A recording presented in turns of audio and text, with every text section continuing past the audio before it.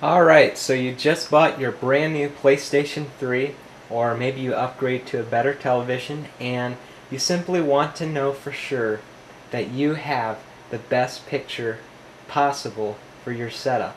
Well, in this tutorial, I'm going to show you how you can make for sure. First, you'll want to start your PlayStation 3, and then come over here to Settings, and then scroll down until you get to Display Settings. Now we're going to go over the first option, which is Video Output Settings. And the first thing it brings you to is asking you what kind of cable are you going to use. Now the first one is HDMI, and it is by far the best option. It's 100% digital, so that means there is no quality loss from your PlayStation 3 to your TV. And there's also no conversion from digital to analog back to digital, which also results in the quality loss. Component is another high definition cable, but unlike HDMI, it's analog, which means that you are going to lose quality going from your PlayStation 3 to your TV. Now down here you have composite, and this is the cable that came with your PlayStation 3, and you'll see on the right hand side that it also comprises the S-video jack. Now the composite option is 100% analog, and it is not high definition TV. So you don't want to use this option unless it's all your TV will support. Now if you look on the back of your TV and you see a jack like this, which is HDMI, or if you have a DVI jack, you can get converters from DVI to HDMI, and both of those are all digital signals, but I'm not going to get into that because there's really not that many TVs that have DVI jacks. But if you do have an HDMI jack, you will definitely want to go to your store and pick up an HDMI cable. Same thing for component. Component isn't going to be as good as HDMI, but it's definitely something that you want to consider if you happen to have that option on your television. The bottom one, I'm really not sure what it is, but I'm pretty sure not too many people will be using it.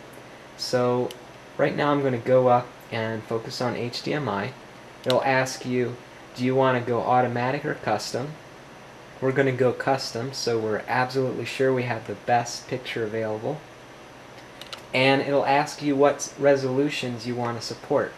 Now the first one is probably going to be selected for you already and grayed out, because almost all televisions support this resolution, and because some of the games that you buy off the PlayStation Network, they're actually not high definition, they're only 480p, especially the demos.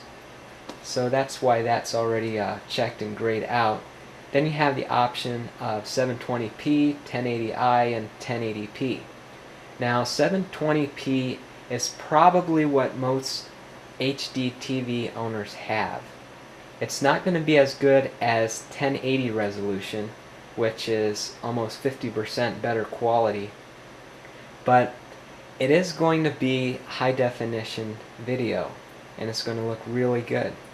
Now one thing I want to point out is that a lot of 720p televisions also support 1080i, but it'll look better if you have 720p, and the reason why is because the pixels are 720 in height, which means if you do 1080i video, it's going to have to get rid of pixels, which isn't going to give you the same fluid picture that the 720 will. Another reason why is because this is interlaced while this is progressive, which is what the P and the I stand for. Progressive means that the whole picture is being updated on every frame. Now on the 1080i, it only does every other line.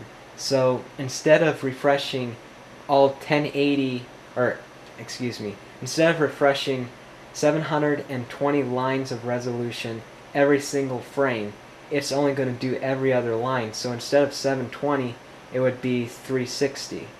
So it's not going to be as fluid video, and it's going to look like it's less quality. And that goes the same here.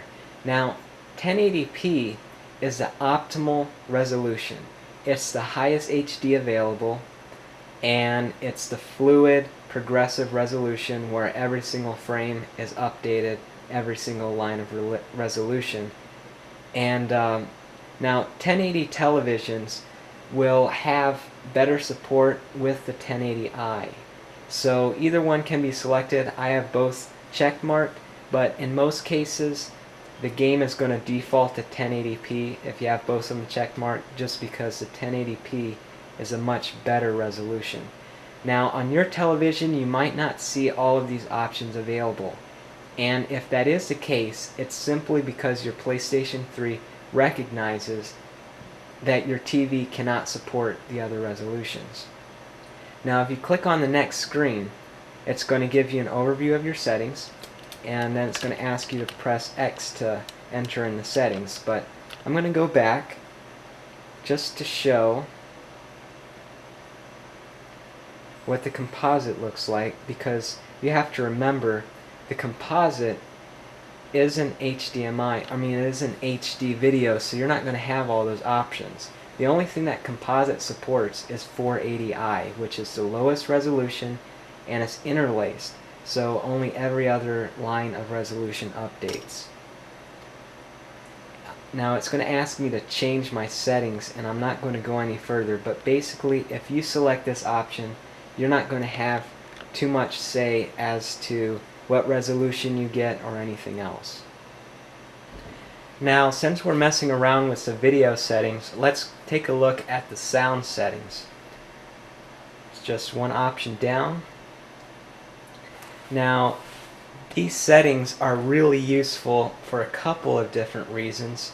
The first, let me go ahead and go in. You have the option of feeding the audio through the HDMI cable. So if you have a television and you don't have a surround sound system, what you're going to want to do is put your HDMI in your PlayStation 3 and put the other end in your TV, and voila, you're done. You want to click on the HDMI setting, go over to the right, and then keep going through the settings, which I'll show you later. Then you have digital out, and then the old cables that came with the PlayStation 3, the composite ends.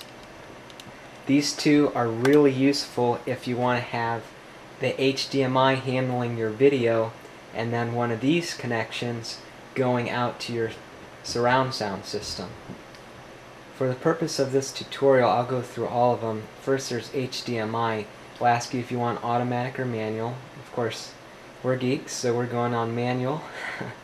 Now, you're going to have to decide, probably with the help of your manual, what all you can support.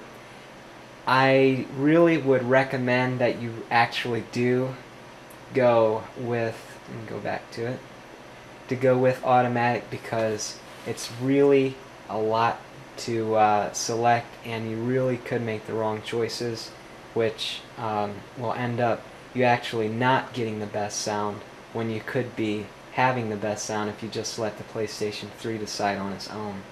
So that's what I recommend for this option, is just go automatic. Then you have digital out optical, and here you can select the different types that your audio system works with. You'll definitely want to make sure the top two are checked, because those are the actual surround sounds, and they're not only what the PlayStation 3 games use, but also the Blu-ray and DVDs. I would recommend actually selecting all of them if you possibly can.